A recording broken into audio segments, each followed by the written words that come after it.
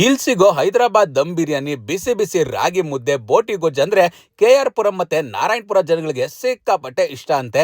ಅಷ್ಟೇ ಅಲ್ಲದೆ ಇವ್ರ ಹತ್ರ ಸಿಗೋ ದೊನ್ನೆ ಬಿರಿಯಾನಿ ಕೂಡ ತುಂಬಾನೇ ಚೆನ್ನಾಗಿರುತ್ತೆ.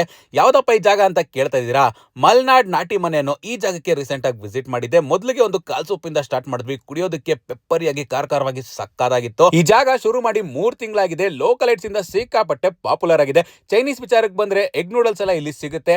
ಅಷ್ಟೇ ಅಲ್ಲದೆ ಸ್ಟಾರ್ಟರ್ಸ್ ವಿಚಾರಕ್ಕೆ ಬಂದ್ರೆ ನಾವು ಬೋಟಿ ಗೊಜ್ಜು ಅದ್ರ ಜೊತೆಗೆ ಪ್ರಾನ್ಸ್ ಗೀರೋಸ್ ನ ಆರ್ಡರ್ ಮಾಡಿದ್ವಿ. ಇವ್ರ ಹತ್ರ ಸಿಗೋ ಹೈದರಾಬಾದ್ ಬಿರಿಯಾನಿ ಆದ್ರೂ ತಗೊಳ್ಳಿ ಅಥವಾ ದೊನ್ನೆ ಬಿರಿಯಾನಿ ಆದ್ರೂ ತಗೊಳ್ಳಿ, ಎರಡೂ ಕೂಡ ಸಿಕ್ಕಾಪಟ್ಟೆ ಸೈಕ್ ಆಗಿರುತ್ತೆ. ಆರ್ಡರ್ ಮಾಡಿದಂತ ಐಟಮ್ಸ್ ಎಲ್ಲ ಟೇಬಲ್ ಮೇಲೆ ತರಿಸ್ಕೊಂಡು ಮೊದಲಿಗೆ ಪ್ರಾನ್ಸ್ ಗೀರೋಸ್ ನ ಟ್ರೈ ಮಾಡಿದ್ವಿ. ತಿನ್ನೋದಕ್ಕಂತೂ ಚೆನ್ನಾಗೇ ಇತ್ತು.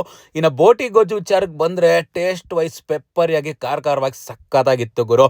ಇನ್ನು ಹೈದರಾಬಾದಿ ಬಿರಿಯಾನಿ ಹೈಲಿ ರೆಕಮೆಂಡ್ ಮಾಡ್ತೀನಿ. ಬಿಸಿ ಬಿಸಿಯಾಗಿ ಆ ಚಿಕನ್ ಪೀಸಸ್ ಅಂತೂ ಸಖತ್ ಸಾಫ್ಟ್ ಆಗಿ ಬೇರೆ ಕುಕ್ ಆಗಿತ್ತು. ಮಸಾಲಾ ಫ್ಲೇವರ್ ಅಂತೂ ಬಾಯಿ ಹೊಡಿತಾ ಇತ್ತು ಗುರು.